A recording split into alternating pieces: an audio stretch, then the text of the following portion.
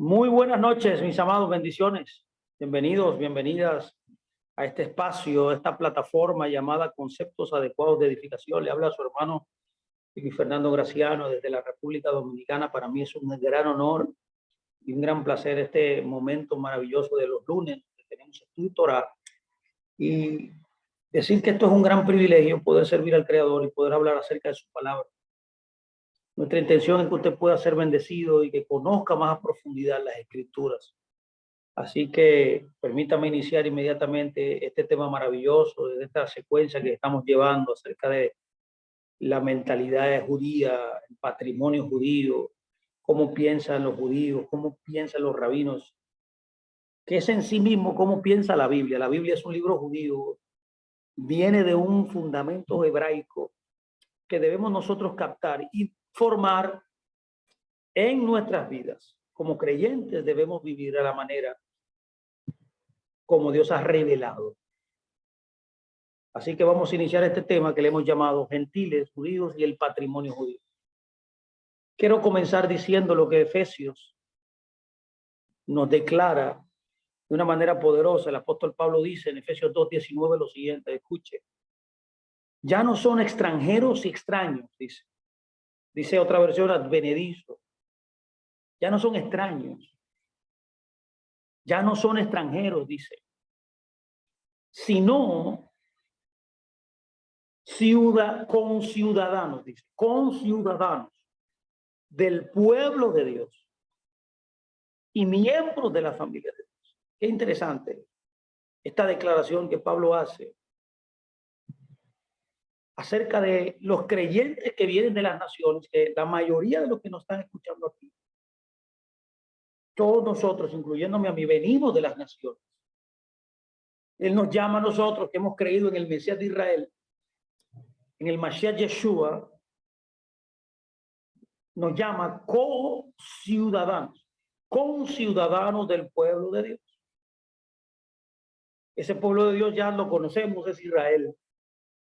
En otras palabras, todo el que ha creído en el Mesías, cuando antes era un extraño, cuando antes era un extranjero, alejado de la ciudadanía de Israel, en Yeshua, al recibirle como Señor y Salvador, inmediatamente usted se convierte en un ciudadano del reino de Dios y conciudadano, como Pablo está afirmando, del pueblo de Dios que es Israel. Y por eso luego dice, y miembros de la familia de Dios. Ya que es evidente a través de esta declaración, podemos concluir con ciertas cosas.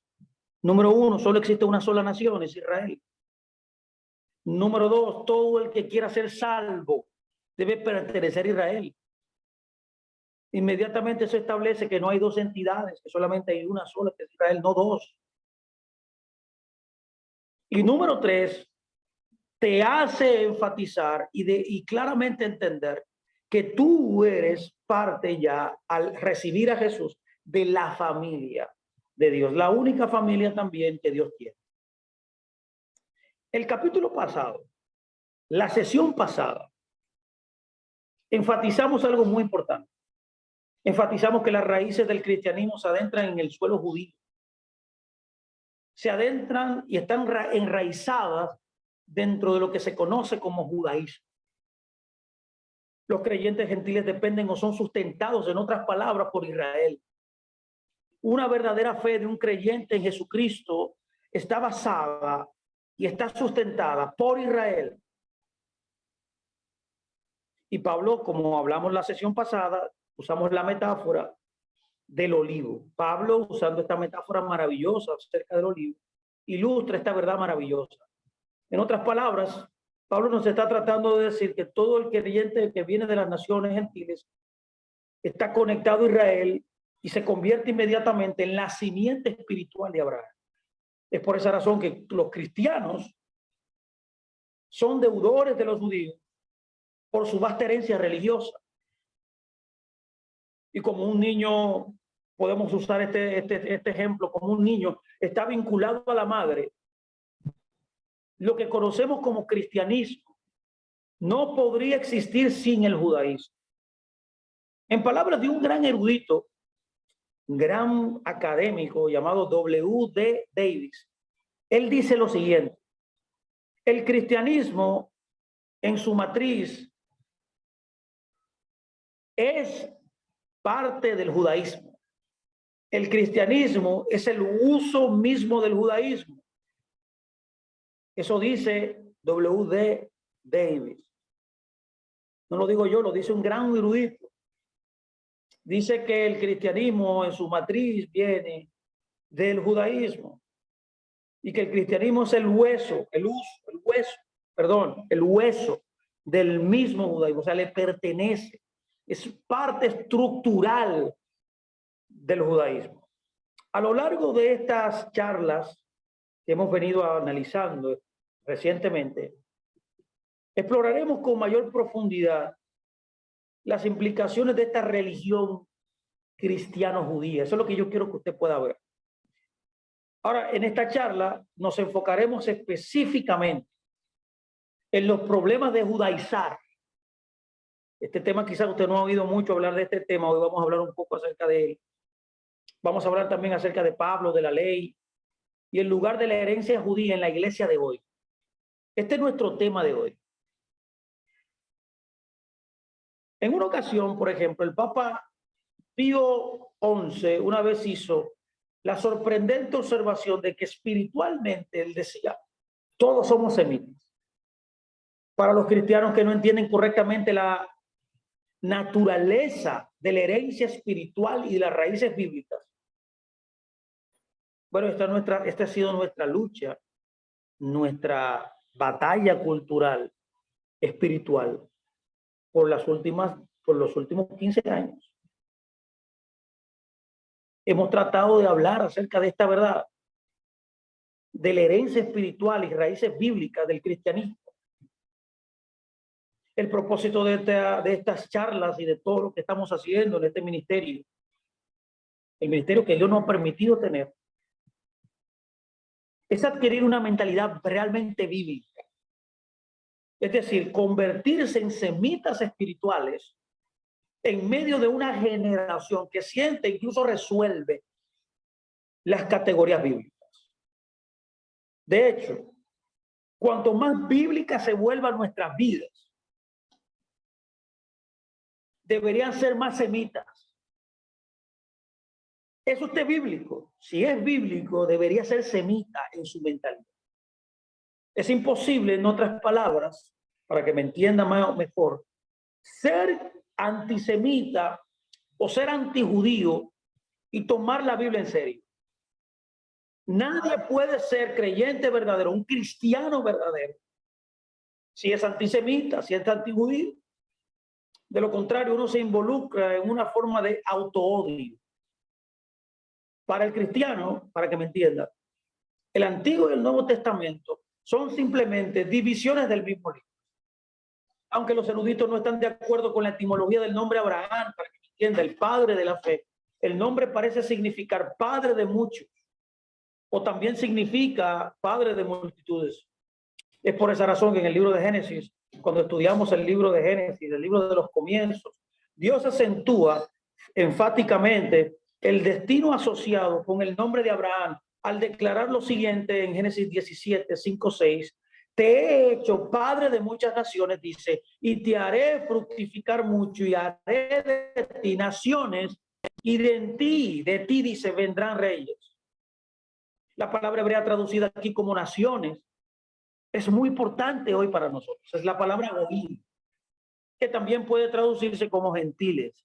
O sea, cada vez que usted escuche la Biblia, gentiles, está hablando acerca de goín. Hay dos identificaciones de personas en las escrituras. Dios usa dos palabras para distinguir a cada persona. Uno es goí, en su plural goín, como estamos nosotros viendo aquí, que es naciones o gentiles. Y otra es am, que significa literalmente pueblo.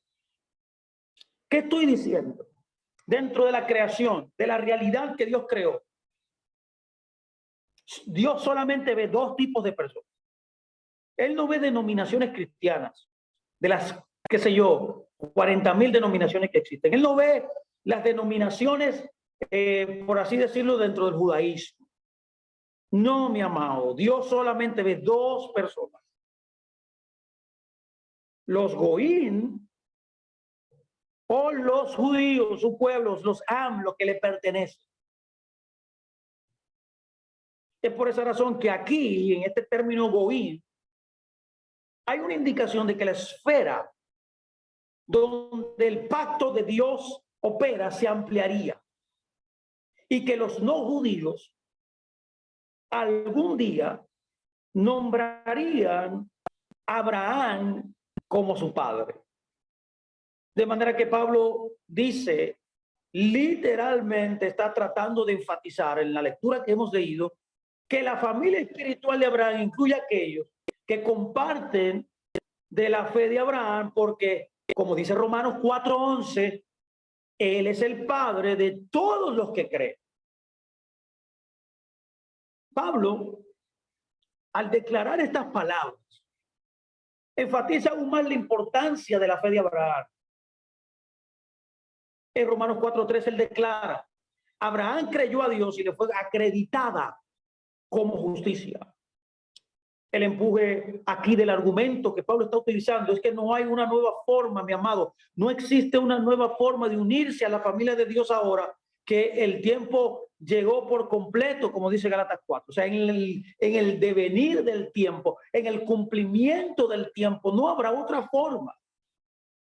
Más bien, el Pablo está enfatizando que las personas en la era del Nuevo Testamento deben tener una relación correcta con Dios de la misma manera que lo hicieron las personas durante la era del Antiguo Testamento. O sea, no hay distinción, no hay diferenciación. De este modo, la salvación, lo que conocemos como salvación, ya sea para Abraham o para la comunidad gentil en Roma en los días de Pablo, no fue por el logro humano, mis amados, sino por la fe.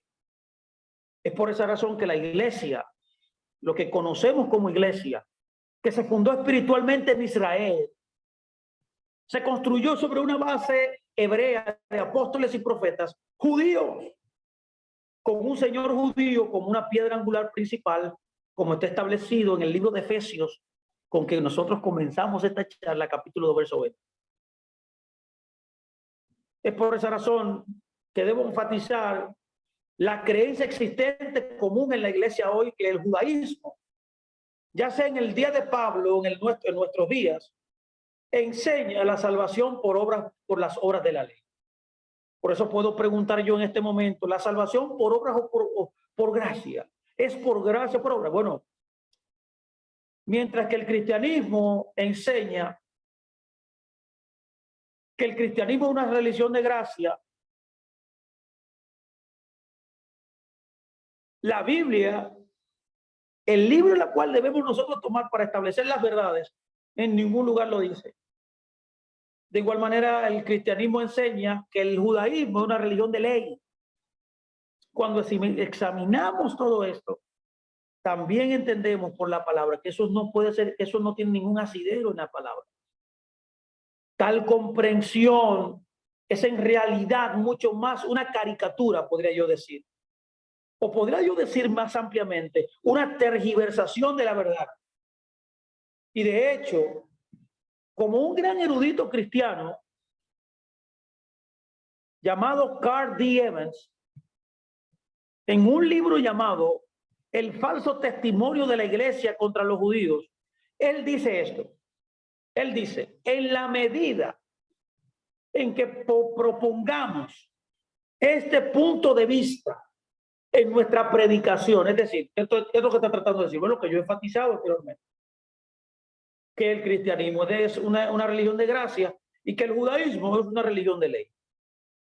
Por eso él dice, en la medida en que nosotros, porque él es cristiano, él dice, en la medida en que nosotros como cristianos propongamos este punto de vista en nuestra predicación y en nuestra enseñanza, somos culpables, dice él, de dar un falso testimonio. Yo estoy totalmente de acuerdo con este gran pensador. Y usted me preguntará por qué. Yo creo fervientemente que eso no está en la Escritura en ningún lugar. Pablo enfatiza que el verdadero signo de pertenencia, lo que te hace pertenecer al pueblo de Dios, o por así decirlo, a la simiente de Abraham, no es algo físico, sino algo espiritual. Eso está establecido en el libro de Romanos capítulo 2, versos 28 y 29. Él dice que el que es judío lo es en el interior. Se trata, en otras palabras, como dice Pablo en Romanos 4, de la circuncisión del corazón en lugar de ganarse el camino en su familia a través de logros personales. Esta enseñanza de Pablo no es nada nuevo, mis amados. Sin embargo, Moisés y los profetas enseñaron lo mismo. Usted puede leer Deuteronomio 10, 16 y ahí lo dice. Usted puede ver a Jeremías también 4:4 y ahí lo establece. De la misma manera Pablo dice, porque por gracia sois salvos por medio de la fe. Ve, la salvación no es por ninguna obra que usted haga, es por fe. Y esto no es de ustedes, dice él, eso es un regalo que da Dios, no por obras para que nadie se gloríe. Además de todo esto, el libro de Tito 3:5 dice, él nos salvó no por cosas justas que habíamos hecho, sino por su misericordia. Estos énfasis, mis amados, nuevamente, no fueron extraños a la educación judía de Pablo. Pablo creció con este fundamento, por eso le enseña estas cosas, porque estaban profundamente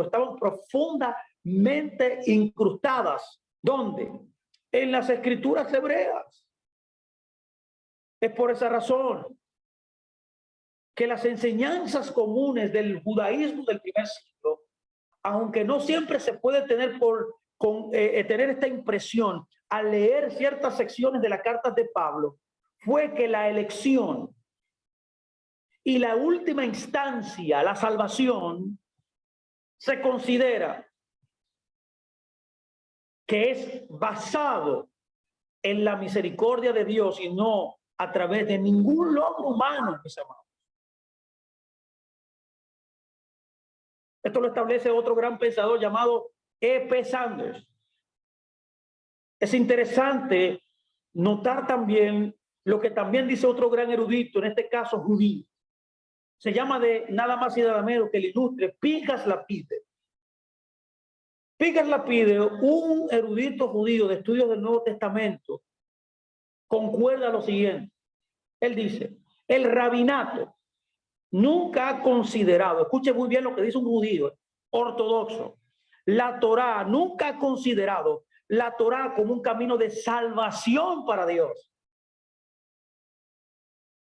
Los judíos, dice Lapide, consideramos la salvación como una prerrogativa exclusiva de Dios. Por lo que los judíos somos los defensores de la gracia pura, dice él. Él concluye enfatizando que todos los maestros del Talmud, escuche bien, enseñan que la salvación se puede lograr, dice, solo a través del amor bondadoso de Dios. ¿Escuchó, mi amado? Es por esa razón que históricamente es cierto que el judaísmo no ha puesto el mínimo énfasis en la fe que el cristianismo defiende. Sin embargo, es importante que la comunidad cristiana, todos ustedes que están escuchando y los que nos van a escuchar también luego, hoy entienda que el judaísmo no enseña que la participación en el mundo venidero, o sea, el Olam Abba, se logra mediante hacer algo, mediante las obras, y no a través solamente, mis amados, de la misericordia gratuita del Creador. Es por esa razón que debemos ser bíblicos. Y cuando estudiamos el Nuevo Testamento usa un conjunto más amplio de términos teológicos para describir la nueva relación de los judíos que han sido injertados en la familia espiritual de Abraham, como leímos al principio.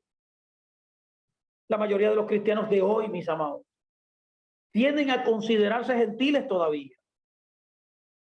Sin embargo, las escrituras, de una manera sistemática, hace una marcada dicotomía hace una marcada distinción entre los de la fe de Israel y los gentiles.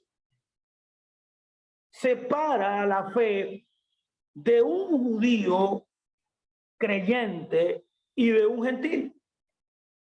El término goyín, como hemos hablado, los goyín gentiles, se describen de diversas maneras como aquellos que sacrifican a los demonios.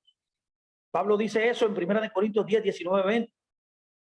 Pablo también le llama en el libro de los Lucas le llama en el libro de los Hechos, capítulo 15, versos 23 al 29, llama que los gentiles adoran a los ídolos y que también se envuelven o que tienen una ética sexual pagana. Yo pregunto aquí, ¿cree usted que un creyente de Jesucristo debe hacer esto o hace eso? No lo hace. O sea, aquí Pablo está tratando de describirnos, aquí Lucas está tratando de decirnos cómo vive un gentil. Ahora bien, una vez que los gentiles, esas personas que vienen de las naciones, llegan a la fe en el Dios vivo de Israel, ya no están al lado de aquellos cuyas vidas giran en torno a las prácticas paganas o idolátricas. Y se cumple la escritura de Pablo cuando dice, por esa razón Pablo enfatiza diciendo, porque si alguno está en el Mesías, nueva criatura es. Es por esa razón que el bautismo de un prosélito en el primer siglo fue un recordatorio gráfico, mis amados, de este hecho. El candidato completamente desnudo, oye cómo bien cómo era que se hacía, se sumergía en las aguas y limpiándose así simbólicamente de la contaminación anterior. Es por esa razón que Pablo muchas veces llamaba al bautismo una sepultura. En otras palabras, su pasado quedaba detrás de él. Y cuando emergía, él comenzaba a estar y a permanecer ya dentro y parte del pueblo de Dios. Ahora, se debe reconocer que el Nuevo Testamento a menudo conserva el término histórico y popular de gentil para un no judío, ya que ha llegado a creer el mensaje del evangelio. Pero este método común o popular de referencia, mis amados, puede deberse principalmente a la necesidad del escritor de comunicarse efectivamente con la audiencia. Por lo tanto, el escritor probablemente se abstuvo de introducir y hacer uso exclusivo de un nuevo y potencialmente confuso conjunto de términos teológicos, ya sea de origen judío o pagano. Los creyentes del Nuevo Testamento están relacionados positivamente con la comunidad de fe del Antiguo Testamento y como se enfatiza, o como enfatizamos ya anteriormente, ellos son los hijos espirituales de Abraham. Y en consecuencia, esto debe traer grandes enseñanzas a nuestras vidas en el día de hoy. Cuando dejamos que el Nuevo Testamento hable por sí mismo, comenzamos a escuchar un grupo de términos teológicos utilizados para todos los cristianos, o sea, los no judíos y los judíos, que reflejan, por así decirlo, esta rica conexión hebraica. Por ejemplo, tomemos algunos ejemplos. Pedro llama a sus lectores, en gran parte una audiencia no judía, en el libro de Primera de Pedro 2:9, un pueblo elegido, un sacerdocio real, una nación santa y un pueblo, dice él, que pertenece a Dios.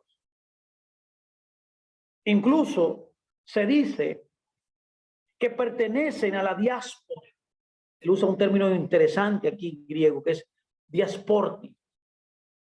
Además, los términos santos, discípulos, herederos, coparticipantes y miembros de la eclesía, o sea, de los que son llamados, se encuentra dispersado en todo el Nuevo Testamento. Finalmente, el término creyentes es muy común en el Nuevo Testamento, especialmente en la literatura juniana, o sea, la literatura de Juan. Y en la actualidad, los cristianos en Israel utilizan este término con frecuencia Es un término hebreo correspondiente, en hebreo es maminín, para designar a sus compañeros creyentes. Oye, ¿cómo le llaman? Maminín. Ahora bien, es importante que entendamos qué es lo que estoy quiero enfatizar. Porque hay una gran confusión en la comunidad judía sobre la palabra gentil. Gentil y cristiano no son lo mismo. Gentil y cristiano no son sinónimos. Se asume comúnmente que los gentiles y los cristianos son términos equivalentes y no lo son. Pero en realidad, y es la triste realidad, voy a decir, que millones de gentiles no hacen ninguna profesión cristiana. En la iglesia de hoy todos entienden lo que se entiende como por cristiano gentil. Esa comprensión se deriva en parte de la suposición tácita, o sea, creada en gran parte por factores históricos, de que la iglesia es para los gentiles y la sinagoga es para los judíos. Desde otro punto de vista, sin embargo, el término gentil y cristiano son términos engañosos. Es equivalente a decir cristiano pagano. Cuando uno se convierte en cristiano, uno adquiere una nueva identidad. Y de ninguna manera una identidad pagana. Al contrario, usted deja el paganismo, usted deja su camino y comienza a caminar en el camino de Dios. Incluso no judío o no judaico parece ser un título más apropiado, al menos desde el punto de vista anterior que estamos hablando, para un creyente gentil. Pero esta terminología también crea una desventaja. Se aleja totalmente, probablemente mucho, demasiado, de aquellos cuyos orígenes afortunadamente debemos abrazar.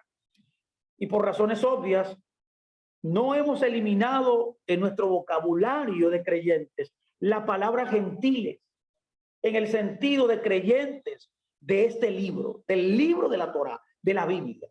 El Nuevo Testamento no es consistente aquí y nosotros tampoco.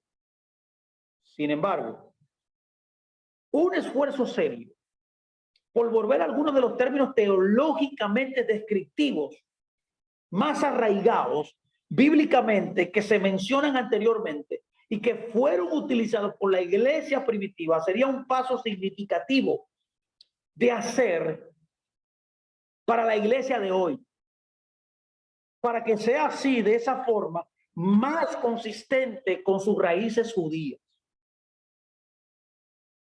Y aquí hay un dilema muy interesante, y es que nosotros estamos en un mundo occidental con un libro oriental, Nuestra herencia judeocristiana es a la vez multifacética y rica. De hecho, se resume de manera memorable en las palabras de William Lecky. Él dice: el mortero hebreo cimentó los cimientos de la democracia estadounidense. Sin embargo, es lamentable, escuche bien, muy lamentable, que el cristianismo moderno haya afirmado con demasiada frecuencia una vasta herencia del pasado sobre la cual ha permanecido en gran parte ignorante. Es por esa razón que nosotros tenemos años tratando de enfatizar estas verdades hebreas en el cristianismo. En este orden, un gran pensador llamado Stuart Rosenberg recuerda de manera conmovedora a la comunidad cristiana que antes de poder ser completamente cristiano, dice, también se debe saber lo que significa ser judío. Además, él señala que cuanto más fuerte sea la fe cristiana de un hombre, más judío, escúchelo, se considerará a sí mismo. Oye, escucho, mientras más fe usted tenga, mientras más firme sea su creencia en la Biblia, en el Nuevo Testamento, en el Antiguo Testamento, en la fe del libro de la Biblia, usted debería, mi amado, considerarse a sí mismo más judío. Parece especialmente difícil para los cristianos que viven en los Estados Unidos, en Canadá y por así decirlo en mi país, República Dominicana, entrar en la mente hebrea. Esta dificultad se debe a que la mayoría de las personas en estas áreas tienen sus raíces en occidentales, mientras que la patria de los hebreos es el antiguo cercano oriente, un mundo extraño, mis amados, para los occidentales. Y es comprensible, por lo tanto, porque los occidentales generalmente han estado más expuestos e influidos por la cultura filosófica de los antiguos griegos, especialmente el pensamiento platónico. Una cortina cultural colosal, mis amados, que ha separado el occidente del oriente. Durante los primeros siglos de los cristianos, una cosmovisión occidental comenzó a reformar muchos conceptos e instituciones religiosas de la iglesia que se habían originado en una cultura completamente hebrea. Por ejemplo, el obispo episcopal John Spong, que es un gran autor, ha declarado claramente la naturaleza de este problema y el camino a la solución. Él dice, la Biblia es un libro hebreo que cuenta la historia del pueblo hebreo. Él dice que Jesús fue un señor hebreo. Y nosotros, por otra parte, somos personas occidentales que comparten un patrimonio muy diverso y a veces controvertido que proviene de muchas fuentes. Él concluye, escuche bien, de una manera incisiva. Él dice, si la Biblia va a ser entendida en nuestros días, debemos desarrollar ojos hebreos y actitudes hebreas hacia la vida. ¿Qué estoy tratando de decir aquí? Que nosotros, que hemos crecido en un mundo occidental, tenemos anteojos occidentales, mis amados. Y por esa razón que los ojos occidentales con la cual nosotros crecimos y fuimos formados deben ser reemplazados por ojos orientales. Si los cristianos modernos pretenden leer la Biblia, sigue usted que me escucha, de forma en que fue escrita originalmente, que es una forma hebrea, debe usted abordar ese libro de esa manera. La Biblia solo puede tener sentido, en otras palabras, cuando se ve y se estudia a la luz de su propio contexto cultural, que es un contexto distintivo, exclusivo, minimalista, hegemónico del antiguo cercano oriente. La Biblia no se dio en un escenario del Atlántico, no se dio en un escenario del Pacífico, no se dio en un escenario, por ejemplo, azteca, maya, no se dio en un escenario taíno, como nosotros aquí crecimos en República Dominicana. No, mi amado, no se dio en un contexto español, no se dio en un contexto francés. No, mi amado, se dio en un contexto hebreo, del antiguo cercano oriente, para ser más específicos. Tal desafío que enfrenta la iglesia no se ha emitido más enfáticamente que en las palabras del fallecido teólogo suizo protestante, uno de los más grandes teólogos del siglo XX, llamado Karl Barth. Barth dice, la Biblia es un libro judío, dice, oye, el más grande teólogo del siglo XX dentro del cristianismo, dice, la Biblia es un libro judío. Dice, no se puede leer, no se puede entender ni exponer a menos que estemos preparados para convertirnos en judíos con los judíos. Eso dice Karl Barth. Señores, estamos hablando de un peso pesado. Existe otro problema que quiero enfatizar hoy. Y es el problema de judaizar.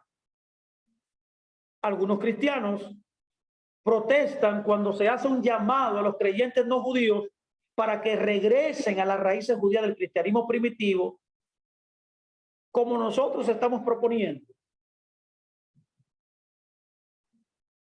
Porque quizás tal retorno parece como que nosotros estamos tratando de judaizar a las personas. En los tiempos bíblicos, contrariamente a lo que se entiende hoy, los judaizantes eran conversos gentiles que seguían las prácticas y costumbres religiosas del judaísmo. Es por esa razón que debemos ver esta alegación más de cerca y, por así decirlo, y este es el énfasis de esta clase de hoy, tratar de resolver algunas de sus implicaciones.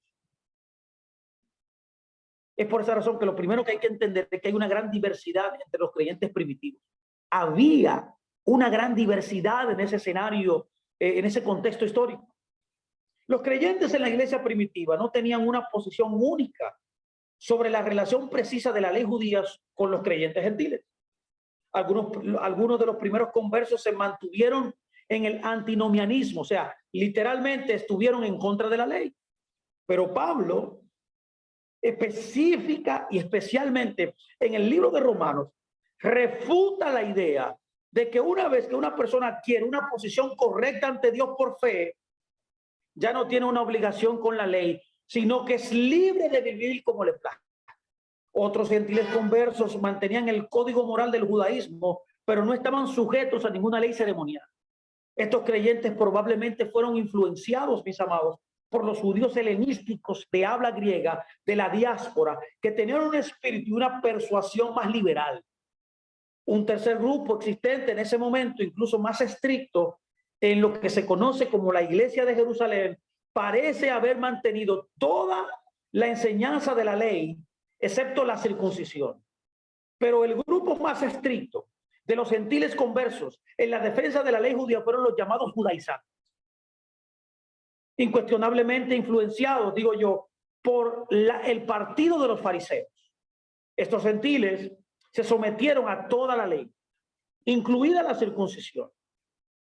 Existía un grupo también en ese escenario del primer siglo llamado los ebionitas, que era una secta judío-cristiana que floreció durante varios siglos después de los años 70, después del Mesías, y son probablemente un reflejo antiguo del movimiento judaizante. Un grupo ascético comprometido con la pobreza como un estilo de vida. Estos ebionitas defendieron la ley judía, pero rechazaron enfáticamente las cartas de Pablo, alegando que él era un apóstata de la ley. Hoy en día, una cosa es que un no judío está obligado por la halajá, por la ley judía, observar ciertos rituales, ceremonias y costumbres. Lo voy a repetir. Hoy en día, una cosa es que un no judío, esté obligado por la halajá, o sea, la ley judía, a observar, número uno, rituales, ceremonias y costumbres. Por ejemplo, uno puede sentirse impulsado, compelido u obligado como parte necesaria de una experiencia cristiana a observar el Shabbat, a observar las leyes dietéticas o la práctica de la circuncisión. Pero la iglesia primitiva nunca, póngame mucha atención aquí, nunca impuso ninguna de estas prácticas rituales judías a los no judíos. Nunca. Por lo tanto, si un no judío se siente obligado a observar ciertas prácticas judías, esta compulsión, este impulso puede interpretarse como judaizante. Qué lamentable es esto. Sin embargo, otra cosa es que uno sea libre como cristiano y no esté sujeto a asumir la responsabilidad de lo que se conoce en la Biblia como el yugo de la ley, a pesar de todo, observar algunas prácticas judías. Por ejemplo, cuando un no judío adopta valores morales y éticos, ideales sociales y espirituales, y una orientación general hacia la vida y el mundo que es hebreo, esto no es judaizante. Eso no significa que él sea judío, un judaizante. O un no judío puede optar por ajustarse voluntariamente a ciertas observancias, celebraciones o costumbres que son tanto judías como arraigadas en las escrituras. Tal práctica no es necesariamente judaizante. Seguir una costumbre bíblica significativa es muy diferente de estar sujeto a una práctica requerida. Aquellos en la iglesia moderna preocupados por los peligros de judaizar después de 1900 años de desjudaización, plantearíamos estas siguientes preguntas. ¿Es judaizante tratar de reconstruir ciertos aspectos del contexto judío del primer siglo del Nuevo Testamento y la iglesia primitiva? Pregunto, ¿es judaizante investigar la vida y las enseñanzas de Yeshua a través de los ojos judíos? Hago esta pregunta también. ¿Es judaizar encontrar satisfacción personal adoptando una perspectiva sobre Dios y el prójimo que surge de las enseñanzas de los profetas hebreos? También debo preguntar lo siguiente. ¿Es judaizante resonar positivamente a un patrón judío de adoración, música y celebración de eventos especiales en la vida? De igual manera debo preguntar lo siguiente. Es judaizante encontrar en el Israel moderno, dentro de su gente y tierra histórica en sí misma, aquello por lo que te preocupa profundamente, un verdadero laboratorio lleno de significado espiritual e histórico? Yo hago estas preguntas, lo pongo a su consideración. Yo, a cada una de estas 5 preguntas que yo he puesto en la mesa aquí, respondería un enfático de ninguna manera, utilizando un lenguaje de Pablo cuando él hablaba acerca de estas cosas igual como nosotros hoy estamos hablando. La Biblia misma tiene poco que decir acerca de judaizar. La única referencia del Antiguo Testamento a la judaización se encuentra en el libro de Esther 8:17. Aquí se utiliza un verbo hebreo llamado yad, que es convertirse en judío o profesarse a sí mismo para ser judíos. Esa palabra se usa para aquellos gentiles en Persia que adoptaron el estilo de vida judío por temor al decreto de Esther que permitió a los judíos vengarse sobre sus enemigos. Eso está literalmente en el libro de Esther 8:17, 8:13. La Septuaginta, la antigua traducción, para los que no la conocen, autorizada de las escrituras hebreas, utiliza un término para judaizar que es Yehudaís. Yehudaís, usa este término, Yehudaís. Lo utiliza en este pasaje y agrega que se circuncidaron, lo que normalmente implicaría una conversión. En esta circunstancia, entonces, es posible que solo hayan fingido ser judíos para salvar sus propias vidas mediante la identificación con la causa judía. Esta es la única mención en el Antiguo Testamento. Ahora bien, en el Nuevo Testamento, esta palabra, judaizo, es la palabra que se utiliza en el libro de Gálatas, que aparece solamente aquí, en Gálatas 2:14. Judaizo es un verbo que Pablo dice que lo traduce dentro de este tema, dice que vivían como los judíos. En otras palabras, como dice la Nueva Versión Internacional, que sigue las costumbres judías. Un judaizo era alguien que vivía como los judíos o que seguía las costumbres judías. Solamente en el Nuevo Testamento esta palabra judaizo aparece en Gálatas 2:14. Aquí en Gálatas 2:14, Pablo relata cómo se opuso a Pedro en Antioquía porque Pedro se negó a comer con gentiles en la iglesia allí. En buen dominicano, él le dio un gran boche. Para que me entiendan, lo reprendió. Pablo le da una gran reprimenda aquí a Pedro porque él se negó a comer con personas de las naciones.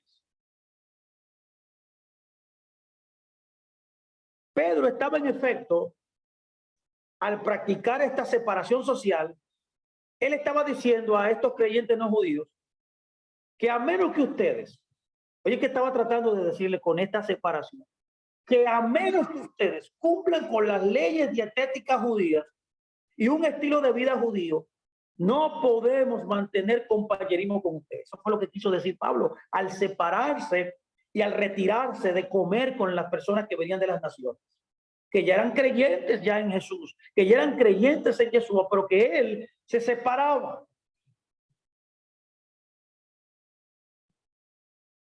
Por su apartamiento. Esto hay que entenderlo porque Pablo era un judío, mis amados. Y como judío estaba obligando, escuche bien, estaba tratando de impulsar a estos creyentes gentiles a judaizar, es decir, a seguir las costumbres judías. Sin embargo, Yeshua ya había instituido un cambio con respecto a las regulaciones del Antiguo Testamento sobre los alimentos limpios e inmundos. En Marcos 7, 1, 23, él establece estas regulaciones. Y por eso usted debe, cuando lea Marcos 7, 1, 23, debe compararlo donde está escrito esto en la Torá, que es en Levítico 11 y en Deuteronomio 14. Pablo, como apóstol a los gentiles, estaba en contra, mis amados, escuchen muy bien, de imponer un estricto código dietético judío a los no judíos. Pablo estaba en oposición a esto. Tal requerimiento podría haber implicado que la creencia de los no judíos fuera defectuosa en comparación con la de los no creyentes judíos.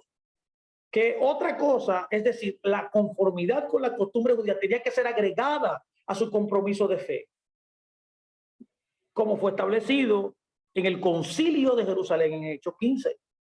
Por lo tanto, Pablo se opuso a la judaización porque tenía el potencial de distorsionar la salvación que era por gracia y de ser un argumento para desarrollar dos asambleas separadas, una para los judíos y otra para los no judíos. Además, en la venida de Yeshua de Nazaret, de Yeshua de Nazaret, y mediante el nuevo pacto establecido por su muerte, los aspectos rituales y ceremoniales de la ley mosaica ya no eran técnicamente vinculantes, mis amados. Sin embargo, podrían haber sido de valor espiritual para los creyentes gentiles. Es decir, aunque estas cosas no eran obligatorias para una correcta relación con Dios, podrían haber ayudado a los descendientes de las naciones que habían creído en Yeshua a entender su fe mejor, su fe correctamente. Pero una vez más, es importante subrayar aquí en esta conversación que estas leyes no eran prescriptivas ni obligatorias. Cuando usted escucha a alguien que diga que esto es obligatorio, mi amado, no lo escuche. Más bien, eran bien más que sombras de las mejores cosas por venir. Por tanto, los creyentes cristianos estaban ahora libres, o mejor dicho, los creyentes no judíos que ya se habían dejado de ser gentiles, se habían convertido al Dios de Israel y eran parte de la familia de Dios, ahora eran libres de la responsabilidad de las ordenanzas ceremoniales judías. En otras palabras, no era obligatorio que ellos hicieran esto. La comprensión de Pablo de la ley ha sido objeto de mucho debate. Al leer a Pablo, uno puede obtener un sentimiento de lucha personal, incluso ambivalencia, dentro del apóstol con respecto a su relación con la ley. Hay mucha gente que ha malinterpretado a Pablo por el lenguaje retórico que él utiliza en sus cartas, tratando lo han tergiversado, tratando de decir lo que él no dijo.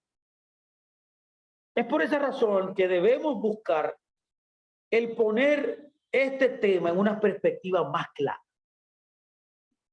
Si uno acepta la tesis de que Pablo se convirtió del judaísmo al cristianismo, como mucha gente enseña, entonces Pablo se convierte en alguien que se opone principalmente a la ley.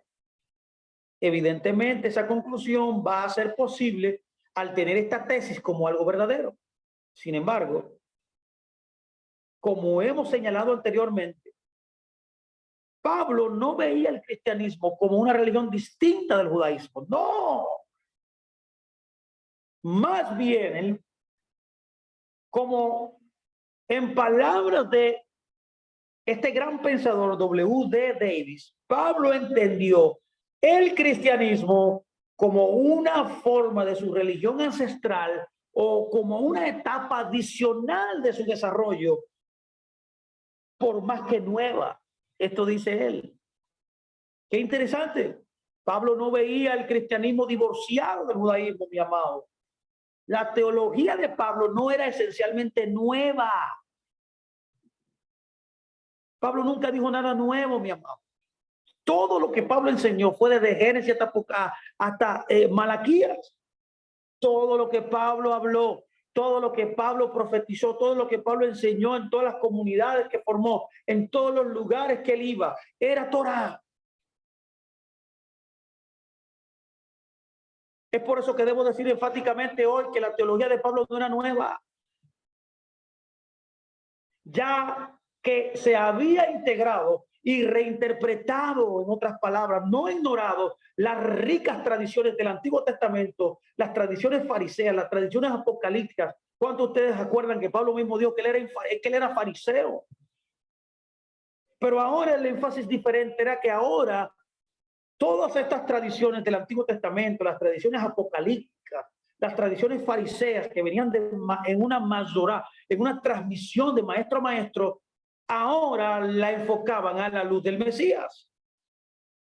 En la misma corriente de W.D. Davis, el gran pensador judío llamado Pinchas Lapide, yo aquí voy a hacer un énfasis, un paréntesis, aquí usted debe buscar libros de él, usted debe buscar los libros de Lapide, por favor, si encuentra los libros de Pinchas Lapide, buscarlo y leerlo.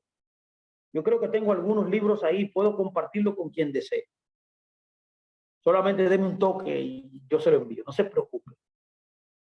Lapide, volviendo aquí, afirma con gran fuerza a lo largo de su vida, Pablo, su pueblo permaneció en Israel, dice.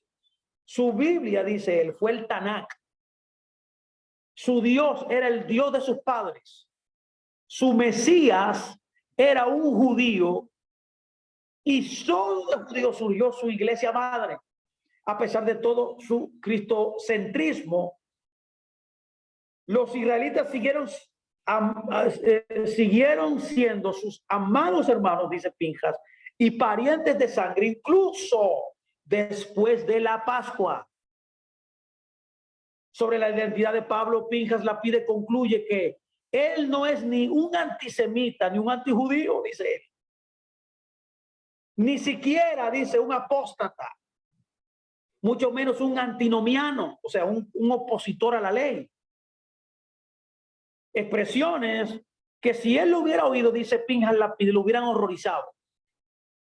A su manera seguía siendo judío y misionero creyente, pero sobre todo un héroe de la fe, no de las pístuas racionales tibias de los filósofos griegos, sino de la herencia de la emuná hebrea incandescente, dice él. Wow, esto dice Pinchas Lapide, es tremendo, ¿eh?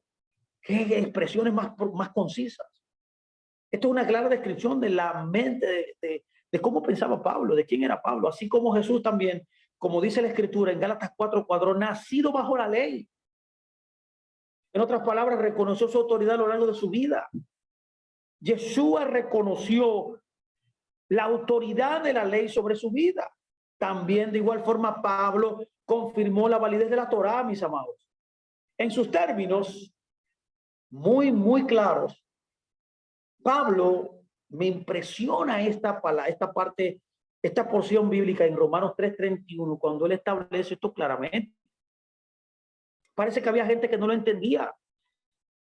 Él ahí dice, nosotros, luego de explicar todo esto que explica en Romanos 1, Romanos 2, y cuando llega a Romanos 3, comienza a hablar acerca de que no hay judío, no hay griego, todos pecaron, todos fueron destituidos. Y entonces llega el sacrificio de Jesús, a la obra de Jesús. Dice que la obra de Jesús salva gratuitamente a todo el que cree por la gracia y por la fe de Dios. Él dice, hay otra forma de ser justo, dice, aparte de la ley, dice, es creer en el sacrificio gratuito, expiatorio de Jesús. Y en ese contexto, en Romanos 3:31, él termina diciendo, nosotros entonces anulamos la Torá por la fe. Escuche qué pregunta más clara hace. Anulamos la ley, perdón, la ley por creer en Jesucristo, por la fe, dice Pablo. Y ahí él responde, escuche qué responde, dice la Biblia en Romanos 3:31, en absoluto. Hay una traducción que dice en ninguna manera. ¿Cómo alguien puede creer? Dice en palabras de Pablo aquí, que creer en Jesucristo es disasociarse de la ley. No, dice él, no, de ninguna forma. Dice, más bien, termina y concluye, más bien defendemos la ley, dice. Mire, si usted no había oído esto, no, es bueno que usted vaya, lea completamente Romanos 1, Romanos 2, Romanos 3, detenidamente, para que entienda lo que Pablo está diciendo. El cristianismo, por lo menos, por todos estos años, ha entendido mal lo que Pablo está tratando de decir ahí. Pablo lo que está tratando de decir que no creer en Jesucristo, en esa obra de gracia de Dios, no invalida la ley de Dios. Unas 80 veces Pablo cita la ley para establecer la autoridad de sus argumentos. La forma como Pablo podía establecer un principio cada vez que enseñaba era buscando lo que dice el Antiguo Testamento. Usted no valida sus conceptos con el Nuevo Testamento. El Nuevo Testamento no fue ideado para eso. Eso, lo que Dios ideó para poder nosotros validar toda nuestra doctrina, todos nuestros principios, todo lo que nosotros hacemos como creyentes, está en el Antiguo Testamento. Es por esa razón que yo vivo diciéndole a todos ustedes que el Antiguo Testamento es el diccionario del Nuevo Testamento. Eso yo lo aprendí de mi maestro. Pablo enfatiza, por ejemplo, en el libro de Romanos 7:12, él dice, la ley es santa y el mandamiento es santo, justo y bueno.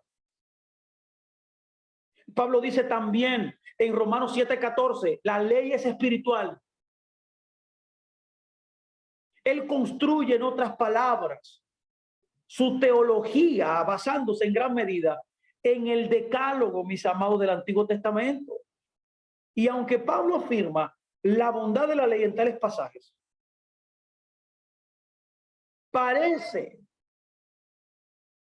excesivamente negativo con respecto a la ley en otras partes del Nuevo Testamento. Óigame la frase que usted parece. Bueno, hemos tratado de, en muchas enseñanzas, nosotros traer la revelación, el entendimiento de estos pasajes medios oscuros que aparentemente son negativos en contra de la ley, pero que en realidad no lo son.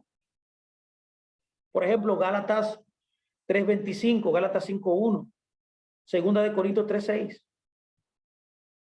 Pero cuando nosotros vamos y comenzamos a profundizar, estudiamos, por ejemplo, un gran erudito llamado Walter Kaiser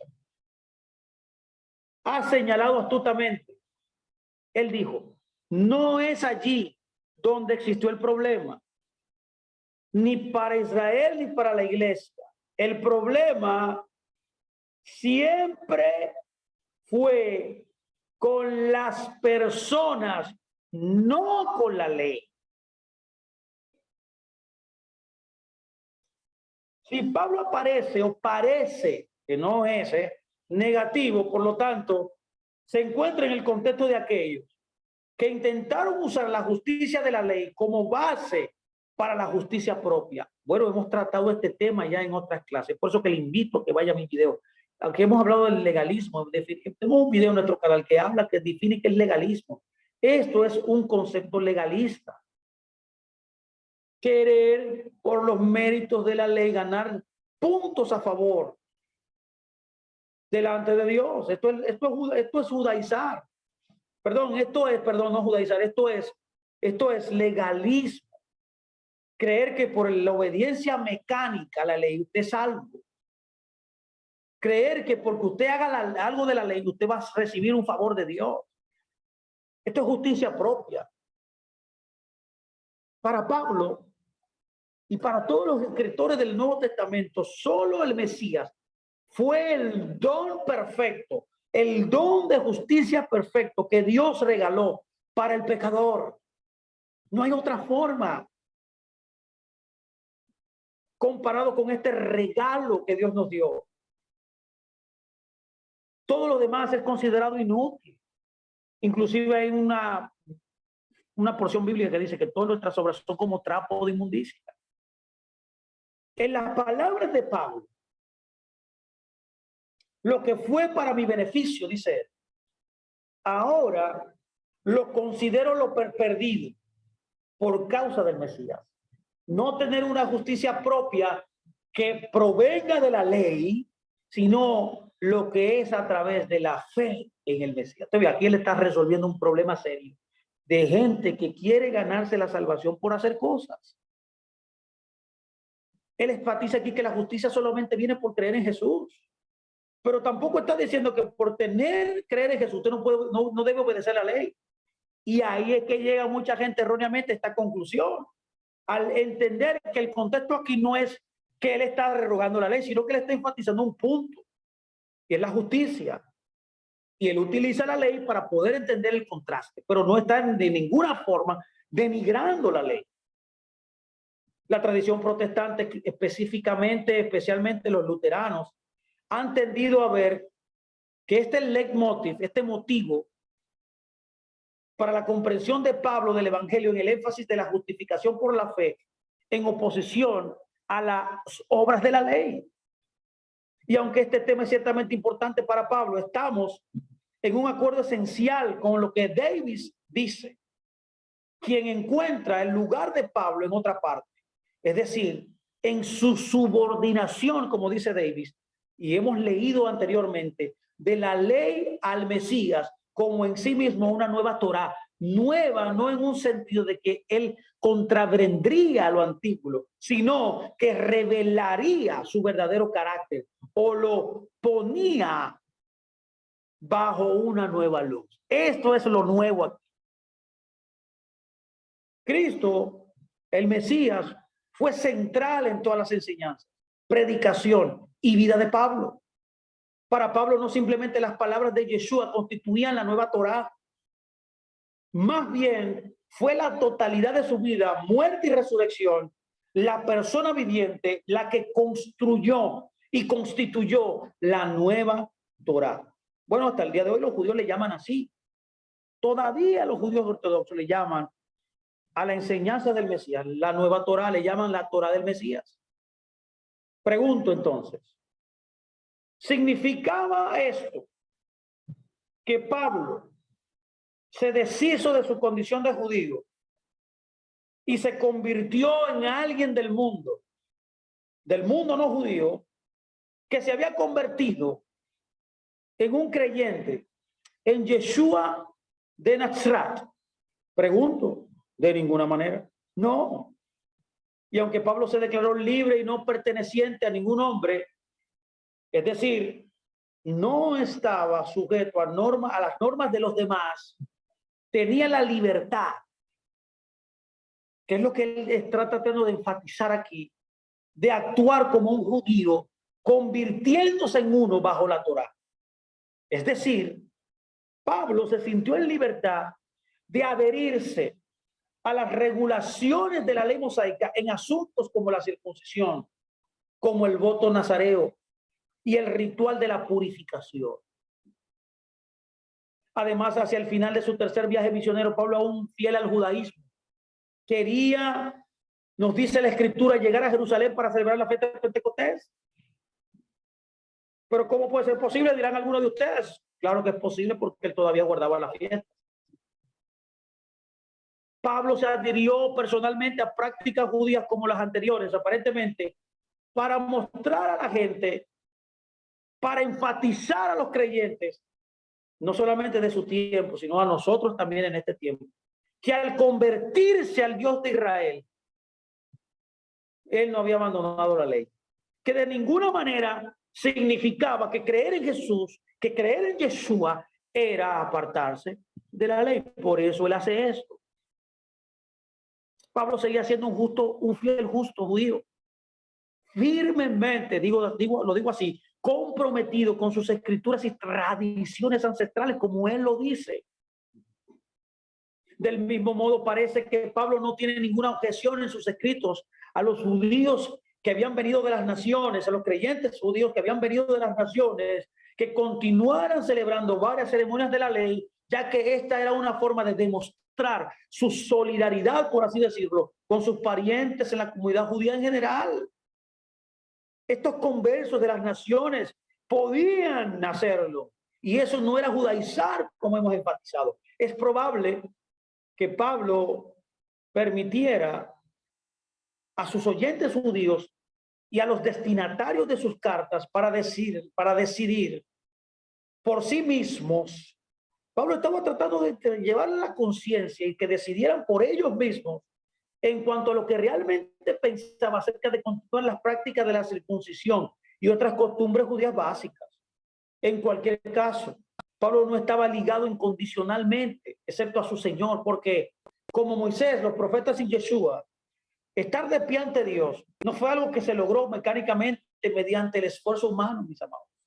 Más bien fue el caminar con Dios, con fe, en obediencia y en amor.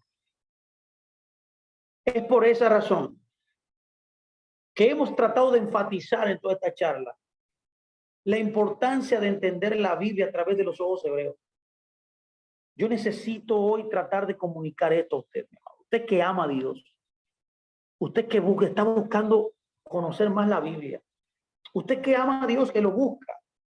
Usted está aquí porque lo ama, usted está en los círculos religiosos, usted va a una congregación porque usted ama a Dios. Ahora bien, usted necesita involucrarse más en entender la Biblia a través de los ojos hebreos. Los escritores son hebreos, todos.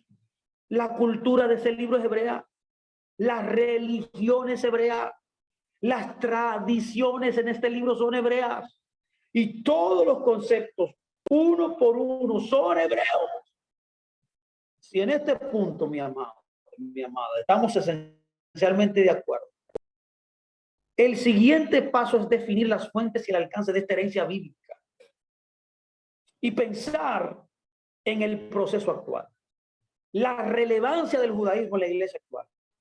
Pregunto, ¿en qué sentido deben los creyentes gentiles convertirse en judíos en identidad y en estilo de vida a través de su injerto espiritual en Israel? ¿Hasta qué punto? Pregunto, ¿qué se puede hacer? ¿Qué esfuerzo podemos hacer para comenzar a restaurar la pérdida de la perspectiva judía en la iglesia de hoy? ¿Qué usted puede hacer? ¿Qué podemos hacer? Estas preguntas no son fáciles de responder. La base de la iglesia, por no hablar de la comunidad académica, piensa poco sobre estos asuntos y por lo tanto no ha llegado a un consenso de opinión.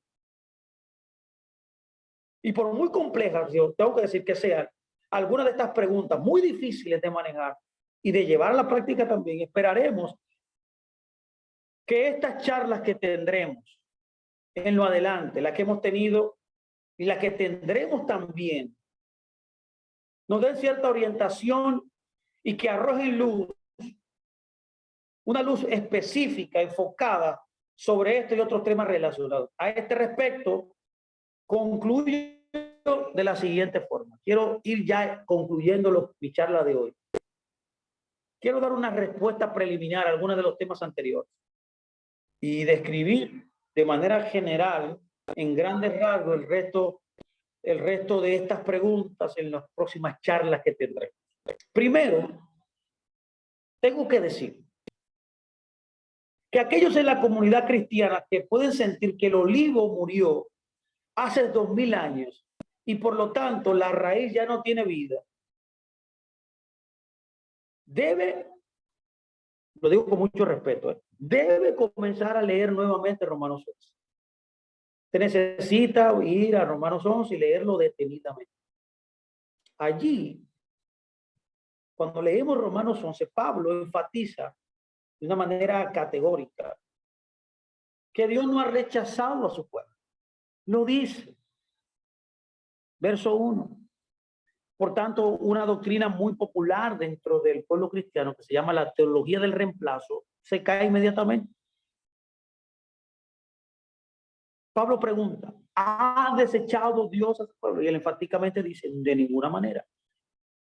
Y aunque algunas, no todas, de las ramas del olivo fueron desgajadas por incredulidad, como dice el verso 17, porque el verso 17 dice que fueron algunas de las ramas. Pregunto aquí, ¿qué es algunas? Algunas. ¿Qué es alguna? Lo contrario a todas. Entonces, ¿por qué el pueblo cristiano enseña que todo Israel fue desechado? Cuando Pablo enfatiza que algunas ramas fueron desgajadas. Ahora pregunto, ¿por qué fueron desgajadas? Por la única forma que alguien puede abortar su propósito en Dios, que es desobedecer el llamado que Dios le dé, es desobedecer también las direcciones, la palabra que le enseña. Ahora bien, alguien tiene que entender también que si esas ramas que fueron desgajadas entran en un proceso de metanoia, entran en un proceso, para que me entienda, usando un término hebraico, de teshuvah, ahí en ese mismo versículo, perdón, en ese mismo capítulo, en el verso 23, Pablo dice, Dios puede injertarlas de nuevo, dice. En otras palabras, está diciendo que mientras el hombre viva y se arrepienta, tiene oportunidad nuevamente, si era judío nacional, de volver y hacer parte del pueblo de Dios.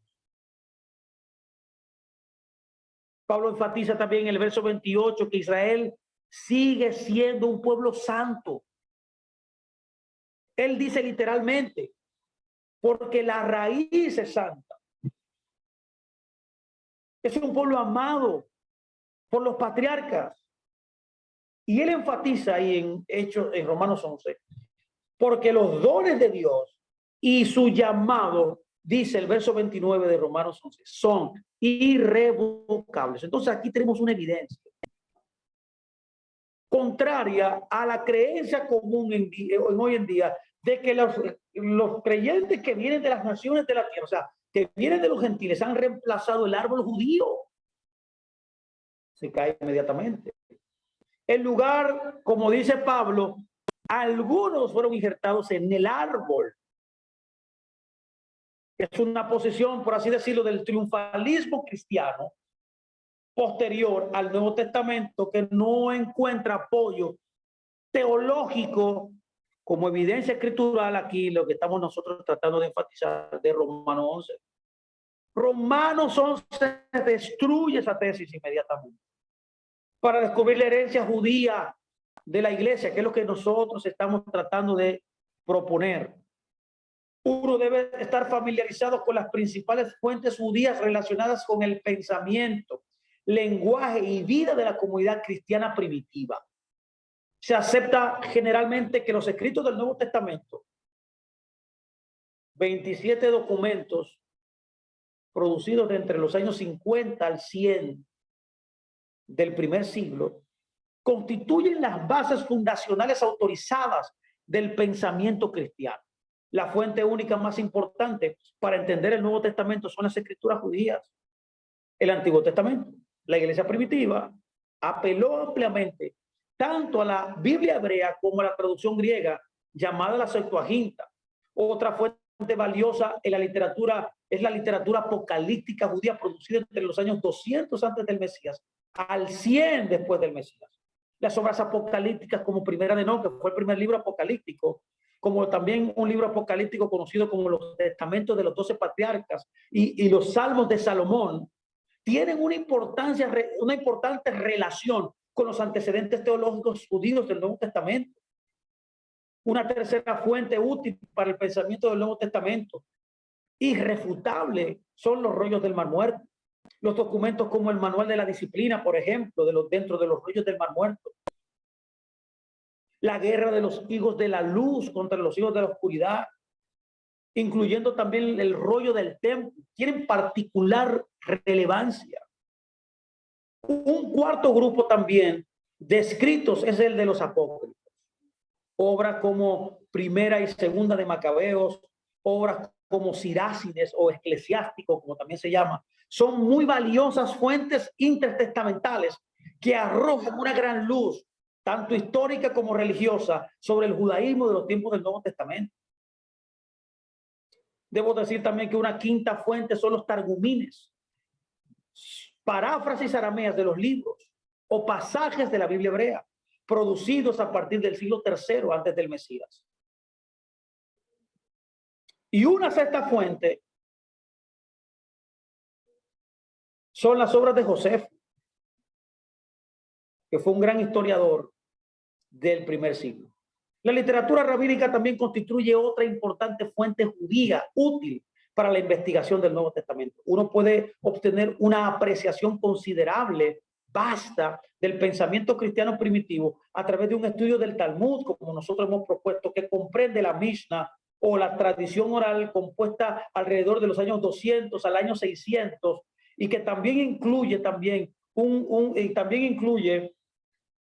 el comentario, el Talmud. Bueno, el Talmud es la recopilación de la Gemara y de la Mishnah. Estos conceptos relacionados aquí o recopilados en el Talmud fueron pasando de boca en boca en el primer siglo. Estas enseñanzas eran conocidas en ese momento histórico. Por esa razón deben servir como una gran ayuda para todos nosotros para poder conocer el Nuevo Testamento. Otros escritos rabínicos útiles son los midrashim, que son comentarios homiléticos, por ejemplo, llenos de parábolas, alegorías, llenos de historias didácticas u otro tipo de exposición muy práctica para nosotros, que serían muy beneficiosas para nosotros sobre la Biblia hebrea. Estos se transmitieron oralmente durante generaciones también, y comenzaron luego a escribirse en el segundo y tercer siglo antes del Mesías. A diferencia del cristianismo histórico, debo decir también, el judaísmo moderno no abarca una fuente autorizada, sino muchas. Y todos se remontan a la Torá, como el hecho que le da cabida como un fundamento bien sólido en una roca. Por lo tanto, otras fuentes judías posteriores se basan en la Biblia hebrea. El Talmud, por ejemplo, los códigos, el responsa, los comentarios de Rashi, las obras de Maimónides y también las obras de otros rabinos como Ibn Ezra, o estos rabinos que son muy conocidos, también son de vital importancia, mis amados, para reflejar cómo la esencia del judaísmo bíblico se ha entendido a lo largo de los siglos. Y por consiguiente, al tratar de definir la herencia judía, los cristianos deben reconocer la gran amplitud y profundidad de la tradición. Y quizás lo más importante de todo, en lo que debemos nosotros entender, es que es una tradición viva.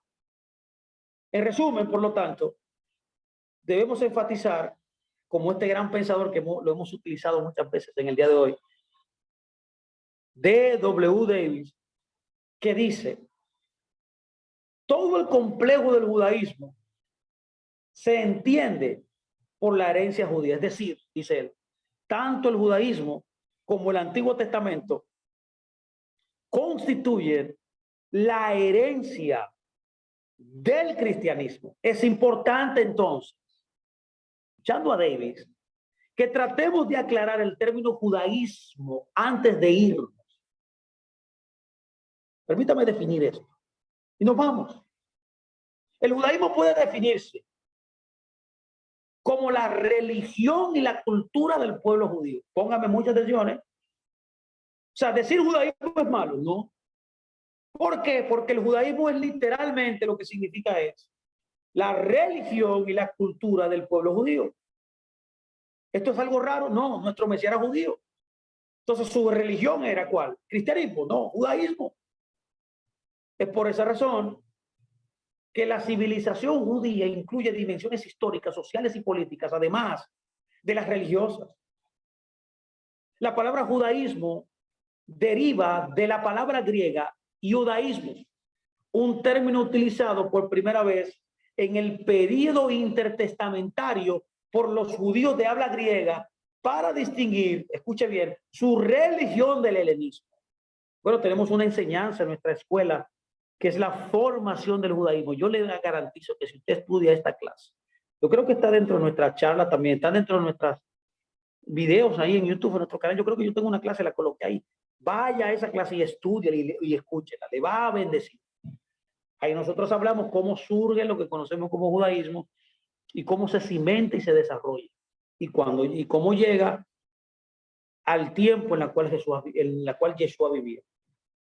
En el Nuevo Testamento debo decir también que esta palabra aparece 2 veces solamente. En referencia siempre a la devoción anterior de Pablo a la fe y la vida judía. En otras palabras, la religión hebrea comenzó a dar origen al judaísmo. Después, o sea, muy claramente, luego de la destrucción del templo y del exilio babilónico de Judá en el año 586, fue a Babilonia. El término judío, entonces, en su uso bíblico, es casi exclusivamente un concepto del post-exílico. La religión judía, por tanto, del periodo bíblico evolucionó a través de etapas históricas como la intertestamentaria, como la rabínica y medieval, hasta la época moderna del siglo XIX, con el judaísmo ortodoxo, conservador y reformista. Entonces, el judaísmo ha ido evolucionando a través del tiempo. Es por esa razón que a lo largo de su historia, la religión judía adquirió nuevas enseñanzas y prácticas. Pero a lo largo de su desarrollo histórico, el judaísmo y sus numerosos cambios hacen que sea incorrecto afirmar, como algunos lo han hecho, perdón, que la historia judía produjo 2 religiones separadas. No, esto no es cierto. Una religión de Israel del Antiguo Testamento y una religión, la religión post-exílica del judaísmo. No. A pesar de las fases cambiantes de su historia, la esencia, el cuerpo interior de la enseñanza religiosa del judaísmo se ha mantenido notablemente constante, firmemente enraizada en las escrituras hebreas, lo que nosotros conocemos como el Antiguo Testamento. Ahora debo preguntar aquí, ¿cómo podemos definir con mayor precisión el marco conceptual y la composición de esta herencia judía que estamos discutiendo en esta charla? Debo decir que en gran medida este es el tema de esta serie de estudios que estamos nosotros impartiendo cada lunes. Un área que tocamos brevemente desde un ángulo literalmente diferente. Sin embargo, para propósitos organizativos generales, que lo que nosotros queremos decir, hemos optado por ver el judaísmo en el contexto del pacto. Estos conceptos de pacto que nosotros también enseñamos en nuestras escuelas. Vaya y estudie estas charlas que tenemos disponibles, están en YouTube, usted la puede escuchar, porque esto le va a garantizar a usted un entendimiento preciso de la revelación y del devenir del tiempo, de la formación y establecimiento del judaísmo. Por ejemplo, en estos capítulos nosotros hemos enfatizado o hemos introducido el estudio de Abraham, de los pactos y de la paternidad espiritual de judíos y cristianos que vienen en la persona de Abraham. Es imposible entender la Biblia si tú no entiendes el pacto abrahámico. Es por esa razón que dentro del contexto bíblico de pacto, el judaísmo va al menos a 4 pilares sobre la base de este concepto. Número 1, Dios. Número 2, Torah. Número 3, el pueblo de Israel. Y número 3, la tierra de Israel. Estas cuatro cosas no pueden disasociarse del pacto. Cada una de ellas depende e interactúa con las demás. En otras palabras, todos estos conceptos están interrelacionados. Con este marco de referencia, ahora sí podemos detallar el impacto, las dimensiones de la herencia judía que abordaríamos en la siguiente charla. La revelación o la enseñanza del Dios viviente, quien dio orientación y dio introducción en beneficio de su propio pueblo, será nuestro principal énfasis en la herencia judía. Vamos a seguir hablando acerca del énfasis del contexto judío y la comprensión de las instituciones, de los temas teológicos, de los temas éticos vitales para la fe cristiana, incluyendo la adoración, incluyendo la oración, incluyendo la meditación, incluyendo el uso de las escrituras, incluyendo incluso la cena del Señor, incluyendo también la iglesia como una comunidad. Vamos también a ver en próxima charla la naturaleza de la salvación, de la fe y la espiritualidad. También estaremos observando el concepto judío de la historia, el trabajo como adoración o la importancia de la sabiduría, el conocimiento y el aprendizaje. Además, también enfatizaremos la importancia de la sabiduría la importancia de entender el judaísmo de Jesús. Por esa razón, usted, mi amado, que me escucha, de una manera amplia, aumentará su espectro de los conceptos de matrimonio y familia, porque estos son temas fundamentales para la herencia judía de la iglesia, que es lo que yo quiero que usted vea, y la relevancia contemporánea para la mayoría de los cristianos. Por esa razón, los dos pilares restantes del judaísmo son el pueblo de Israel y la tierra de Israel.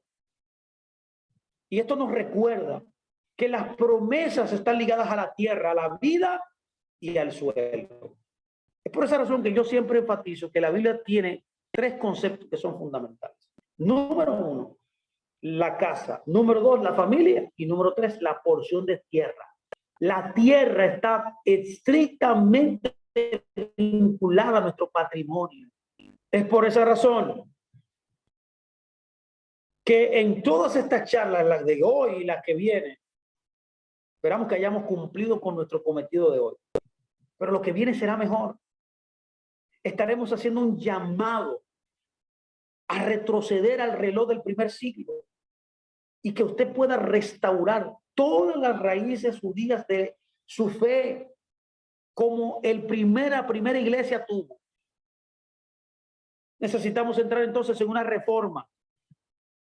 reforma que sea práctica. Ahora, ¿por qué es necesaria? La iglesia se ha apartado, por así decirlo, de su herencia. Por esa razón es necesario que volvamos al primer punto, que volvamos al Israel del primer siglo, a la iglesia, a la asamblea que existía en ese momento. Y que podamos en este mundo del siglo XXI, en la posmodernidad, vivir la misma vida que vivieron los primeros creyentes en Yeshua de la primera generación. Es por esa razón que en pleno reconocimiento de lo anterior, nuestro propósito principal es señalar ciertas áreas donde la iglesia ha descuidado su herencia judía en su propio detrimento. Además, deseamos ayudar a la iglesia a comprender y a comenzar a pensar de forma hebraica. Además, sobre la base del pensamiento hebreo, tenemos la intención de señalar algunas nuevas direcciones para la iglesia, como en el área como la adoración, y en el área de su estilo de vida. Y por esa razón, debo dejarlo hasta aquí para comenzar y continuar la próxima clase donde lo dejamos. Espero que haya sido usted bendecido y haya sido usted impartido con estas enseñanzas de las raíces hebreas. Estamos tratando de definir las raíces hebreas. En vez de ser una hándicap para nosotros, es una gran ayuda que debería de ser, que no debería ser, como a muchos le ha parecido, una moda teológica pasajera. No, es más que es un mover de Dios que nació en el corazón de Dios para traer una reforma total a su pueblo. Así que gracias a ustedes por estar con nosotros. Esperamos que este tiempo le haya bendecido y nos encontraremos el próximo lunes a la misma hora por la misma plataforma y con la misma persona, Luis Fernando Graciano, su servidor. Así que mientras llega ese momento, que el Eterno le bendiga grandemente y que Él le bendiga y que enfáticamente, grandemente, no solamente usted, a su familia, a su congregación, quizás usted pastor que me escucha, y que todo lo que venga a su mano sea prosperado por el Dios del cielo. Me despido, mis amados. Bendiciones para todos.